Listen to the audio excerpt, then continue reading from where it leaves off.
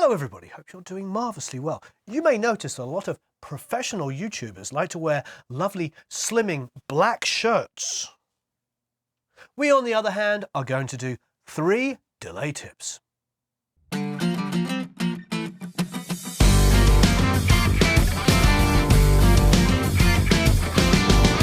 All right, we're big, we're bad, and we're back. And as ever, please subscribe, hit the notifications bell.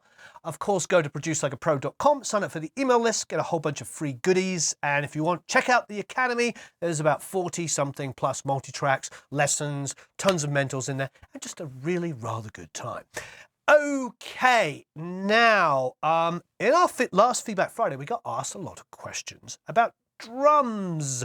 And one in particular struck me was about delays on drums. So now this particular question was a great question. It was talking about using programmed drums. So this one, not only is it finger drums, it doesn't have any cymbals. So if we can make this interesting, we can do anything.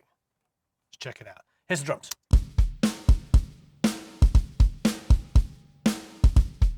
So it's kind of cool. It's really dumb using contact here. Nice looking imagery there. We've got the MV2, love that plugin. The ambience that's on it is actually from Kontakt, some of their samples.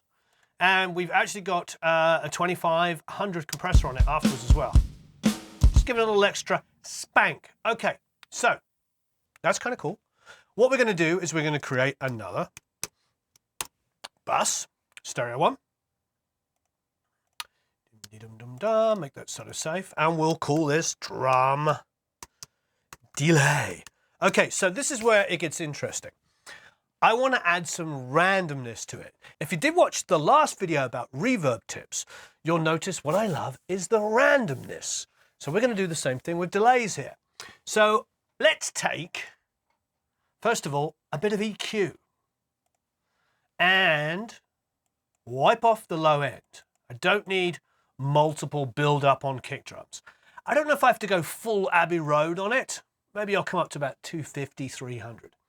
The top end though is a big deal to reduce quite dramatically because I don't want a ton of I'm just trying to get some girth, some noise, some energy down there. So just done that before doing anything else.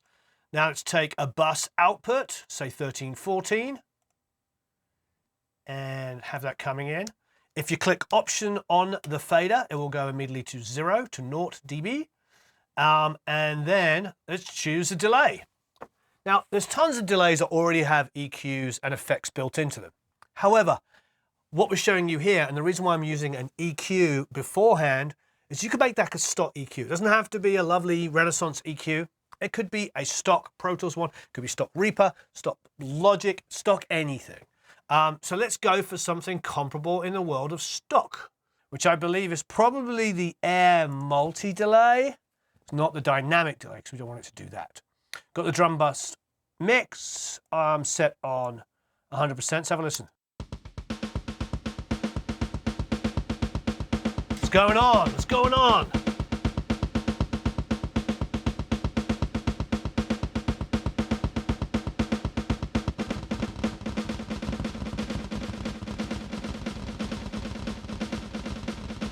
I like that because that's just completely insane. Let's take the feedback down.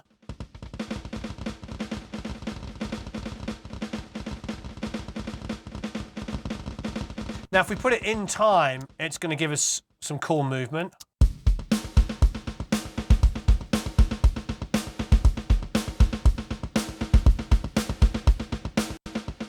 I want to mess it up, which means I might either A, randomize the timing, or B, kind of come in here and grab a Sans amp.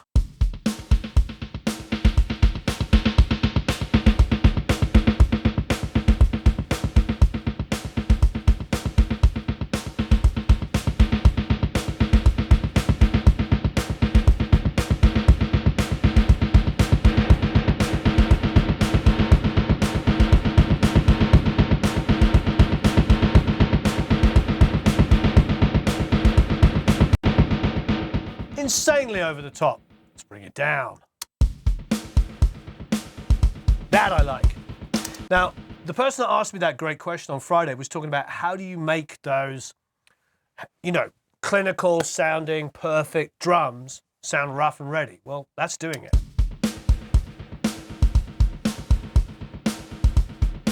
Now, of course, you can duplicate the whole thing like this. So do exactly the same thing, except maybe this time, you know, right at the beginning before we do anything else. Why don't we just kind of go in there and grab some kind of pitch shifting. So there's a doubler, there's crystalline. Let's go to the, there's pitch 2. This is pretty basic. Let's go and detune like this.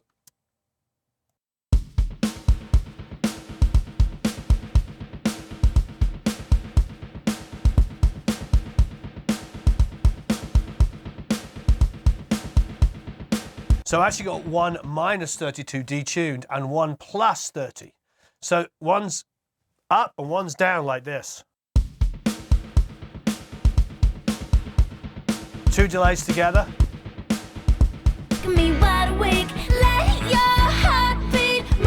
It's loud at the moment. Let's bring it down so it's just trickling underneath, just underneath the vocal and everything. Help me to say while I'm wide awake. You shake, shaking me wide awake. Shake, shaking me wide awake. Let your heartbeat move me wide awake. You shake, shaking me wide awake. Help me to say while I'm wide awake. You shake, shake.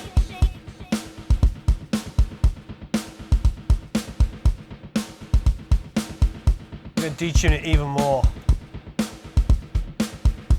That's really good.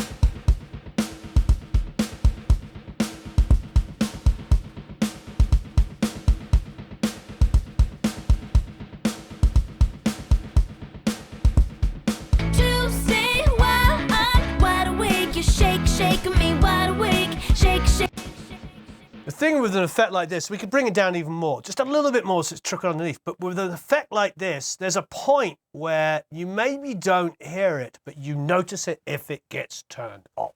Have a listen. Help me to say while I'm wide awake. You shake, shaking me wide awake. Shake, shaking me wide awake. Let your heartbeat move me wide awake. You shake, shaking me wide awake. Help me to say.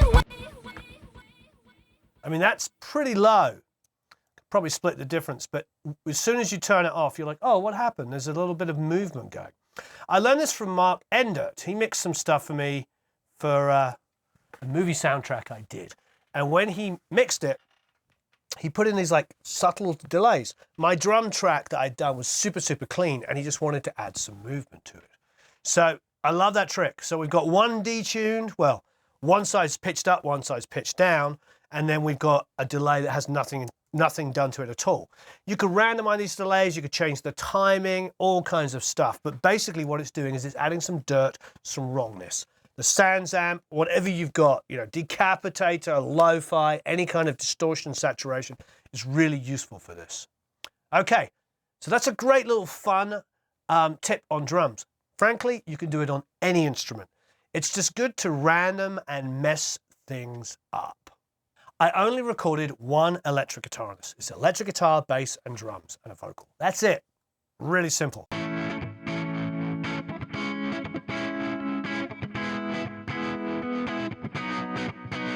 You may notice that the guitar is panned 50% over to the left. Its reverb is panned the other way, a trick I do all the time. However, I duplicated this guitar. So look, there it is on the right-hand side, slightly lower in volume. What did I do? Well, I did this. It's 100% effect. I made it 1/64th. So we put on Echo Boy here, and now we have it delayed by a 64th. This gives you what is commonly known as the Haas effect, H-A-A-S, which I like. The only problem I ever have with it, quite frankly, is sometimes there's a little bit of a phasing issue. Because you've got one waveform and you delay it ever so slightly, you might get some low and low mid cancellation. So to avoid that, and also frankly to make it sound better, on this delay I might go in and grab the pitch again. And this time, I don't know, detune it a little bit, maybe here.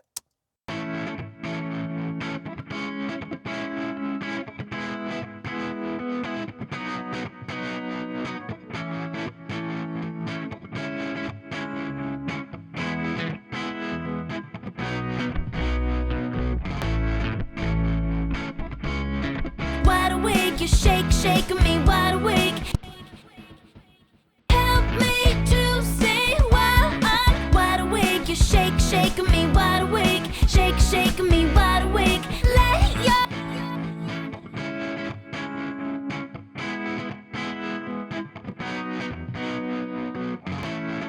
to stay while I'm wide awake. You're shaking me wide awake. Shaking me wide awake. Let your heartbeat move me wide awake. You're shaking me wide. Shaking me wide awake. Help me to stay while I'm wide awake. You're shaking me wide. So it's pretty fun. It doesn't always need to have that little pitch thing. I actually like the effect it's doing there. Help me to stay while I'm. And many delays have modulation built into them. It's a good little trick. But it's good when you've only got one source and you want to double it. Delaying it slightly always seems to work, but it's very, very difficult to delay it. If you delay it too much, it will sound out of time. If you delay it ever so slightly, you might get some phase cancellation because you've got waveforms that are slightly there. So running a pitch on it is really good. So that is number 2. Before we get on to tip number 3, which isn't actually really a delay tip, but it's a really, really cool way to get the most out of your DAW using existing plugins. It's a way to get your compressor to work faster. So check that out. As ever, please hit the subscribe button. Please like the video and share it and all that good stuff. And go to Produce Like a Pro and download a whole bunch of free goodies. All right, this third trick is not really a delay. What? It's a delaying. Okay, what does that mean? Right, there are many, many compressors. The RVox is rather fun. You know, I use it all the time. Oh, I do things that take away. It's quite aggressive, sounds good. But how about this? Let's just consolidate our vocal for a second. Let us duplicate it. So I'm going to duplicate the vocal. Now, think about this. Let's grab a really generic, sounds good compressor that everybody has. Pretty much, anyway. The Bomb Factory. Those of you that know Pro Tools will know this. It comes free. It's a great compressor. It's an emulation of a LEM 76. Here it is. Oh, I do things that take away from you. You say I'm drifting, but I'm screwed if I'm distant from you. It's great. One of the problems is, first of all, set to the fastest time. It's full to the right. Have a listen.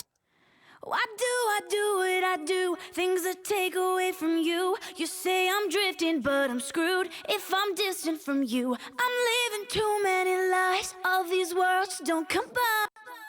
Even with the fastest attack time, it's not quite catching every single transient like I want it to. So what would we do? Well, we would do this. Let's grab the Bomb Factory, put it on our main lead vocal up here, turn off the RVox. You're like, what's he doing? And then let's go in and make this the key input. All right, let's find a bus number that's random. Bus 67, that seems like a good year. Okay, so bus 67. And I am going to send from this vocal. You're probably like, what is he doing?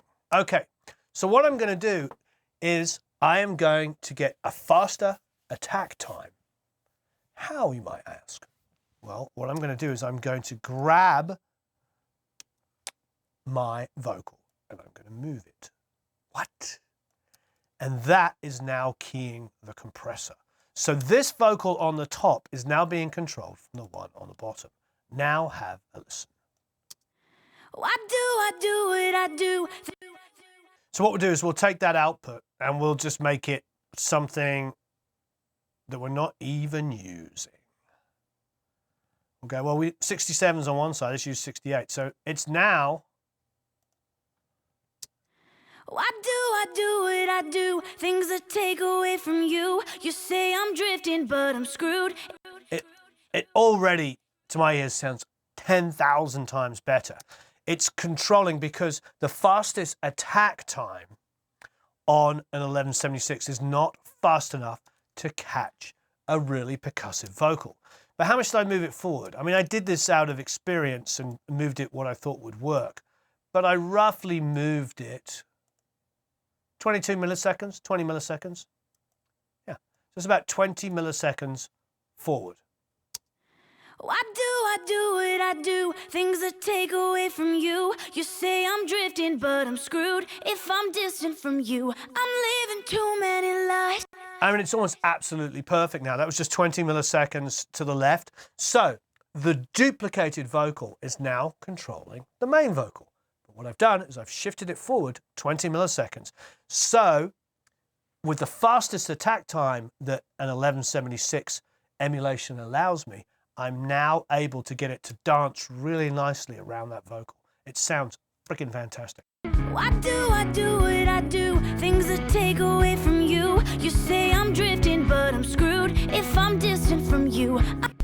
Before, we had this vocal here just kind of jumping out because it couldn't catch it till afterwards. And sometimes that's nice to have a pa, pa, pa, pa effect. But when I'm trying to bring a vocal up front and make it feel even, especially the tail end, most importantly, the tail end of a vocal, and just get it even, it's nice to be able to do this. Oh, I do. Let's try this trick one more time. You know what I'm going to do it on? I'm going to do it on a bass guitar. Bass is something that this really would be helpful on. So if I just consolidate my track, what I'm going to do is I am going to bus these together. So we'll create bus 15 on the bass. Why is this not a delay trick? Because there's no delay, but I'm delaying things or moving them forward. I'm actually moving them forward. Shh, don't tell anybody. That's audio track by mistake.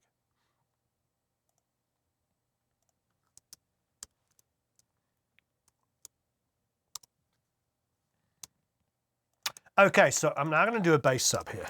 Dave Jordan told me years ago that he records vocals and bass guitars very similarly. So with that very smart piece of advice, also layers of compression that you apply on bass, you would do on vocals as well. So I'm creating a bass sub here. They're all going to come in on 15. I'm also going to duplicate my DI.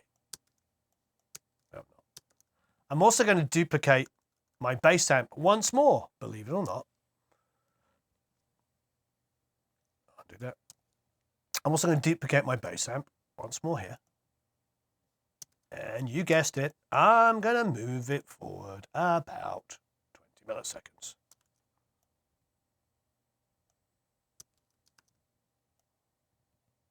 A little bit much, it's about 35. Bring it back a bit. 26, come back a little bit more. Somewhere around there should do it.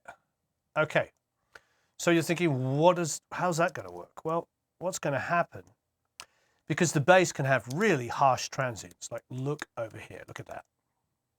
So we're going to send this to a bus that's not being used, so it's not going through the bass sub. So we'll put it down on 41. Now, I'm going to put our 1176 back on, but this time on the 3 bass inputs together. Let's grab 1176. Let's find another key input. I don't know, we had 67 before. How about 104? That sounds like a good number to me. So we'll take our bass mic, which is now pushed forward. And of course, you guessed it, select 104. And send from that. Take it onto our fastest attack time. Have a listen.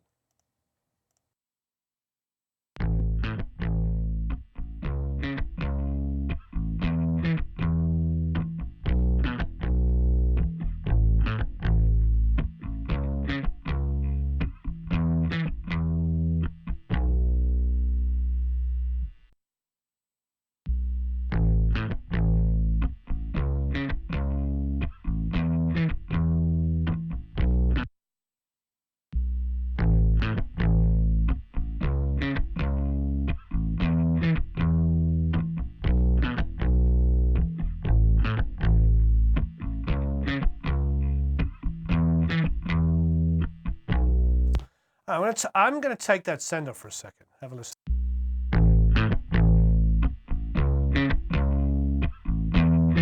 Isn't that how aggressive those attacks are? Put it back.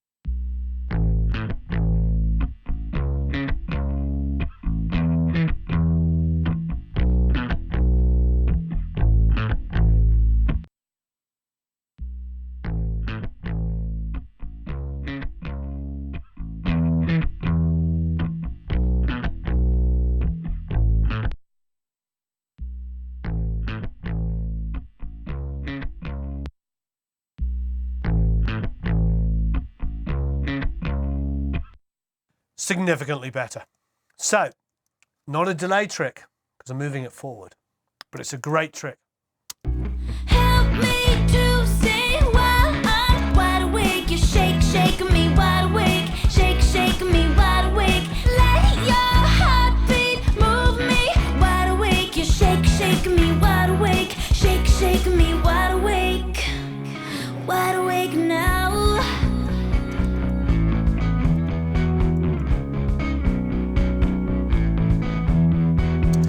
See, what I like about, why did I do this? Because this is a really good compressor. This comes free. The 1176, a real one, there's some over there, sound phenomenal. They have a little bit of a grit and a crunch to it. I believe the 1176 is one of the first truly amazing compressors. It had, at the time, the fastest attack and release time available. Now, it's pretty useless on a bus in many situations with very percussive instruments because it can't quite get the fast attacks that you can with modern compressors. However, this sounds good. It adds a little grit and a little crunch. Everybody I know who has an 1176 loves it. So now what we've done is we've got the best of both worlds. We've manufactured a faster attack time by taking a duplicate of the bass itself, moving it forward, and using that to trigger sidechain, key off of that. And the same thing I did with the vocals. A really, really good, fun way of using existing plugins without necessarily spending a fortune on other stuff. These are stock plugins and you can manipulate them in all kinds of great ways. So thank you ever so much for watching. Hope you enjoyed those 3 tips.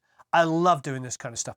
Please, as ever, subscribe, hit the notification bell. Please go to producelikeapro.com, sign up for the email list, get a whole bunch of free goodies. And of course, let us know what are your favorite tips and tricks.